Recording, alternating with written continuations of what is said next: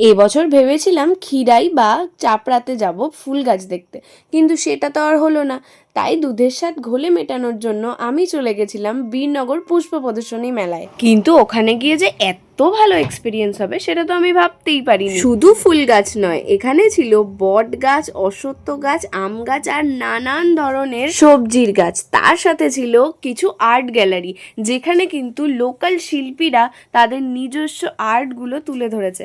আর তার মধ্যে সবচেয়ে ফেভারিট ছিল আমার ত্রিদীপের আঁকাগুলো। সত্যি ওর হাতের আঁকায় কিন্তু জাদু আছে, প্রত্যেকটা জিনিস একদম জীবন্ত মনে হচ্ছিল আমার। আর এই সরস্বতীটা দেখে তো আমি চোখই ফেরাতে পারছিলাম। তার সাথেই কিন্তু একটা দুর্গার ছবিও রাখা ছিল, এটাও ত্রিদীপের হাতে আঁকা। আর এই গাছগুলো দেখে মনে হচ্ছিল গাছ নয়, শুধুমাত্র ফুল এনে এক জায়গায় বান্ডিল করে রাখা হয়েছে। কারণ একটা গাছে কি এত ফুল ফলতে পারে? কি সুন্দর না! আমি তো চোখই ফেরাতে পারছিলাম না। যত দূর চোখ যাচ্ছিল তত দূরই শুধুমাত্র ডালিয়া, চন্দ্রমল্লিকা আর নানান ফুলের বাহার। আর এই পুষ্পমেলা আয়োজন করেছিল বীরনগর বনবিতান বলে একটা সংস্থা, যারা কিন্তু সারা বছর ধরে এরকম ফুল, ফল, সবজি ইত্যাদি নিজেদের বাড়িতে চাষ করে এবং পরে এটা প্রদর্শনীর জন্য নিয়ে আসে এবং পরবর্তী দিনে এগুলো নিলামেও পাঠানো হয়, এটাও শুনেছি। আর দেখো এখানে কি সুন্দর সুন্দর বোম্বাই লঙ্কা হয়েছে, আগে আমার বাড়িতেও এরকমই হতো। আর তার সাথে তো একটা ফুলকপিও ছিল বড়, আমার মনে হচ্ছিল ওটাকে বাড়িতেই নিয়ে আসি, এসে রান্না করে খাবো, এত সুন্দর লাগছিল দেখতে।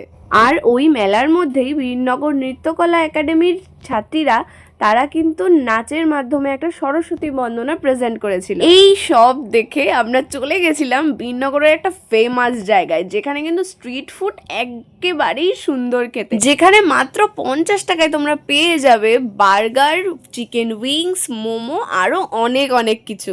আজকালকার দিনে 50 টাকায় একটা বার্গার তো ভাবাই যায় না, আর সেটা যদি এত সুন্দর টেস্ট হয়, সত্যি বলছি কেএফসির বার্গারকেও কিন্তু হার মানিয়ে দেবে এই স্ট্রিট বাইটের বার্গার। আমি অবশ্য আগে একটু মোমো নিয়েছিলাম, আর সেই মোমোর স্যুপটা অসাধারণ ছিল।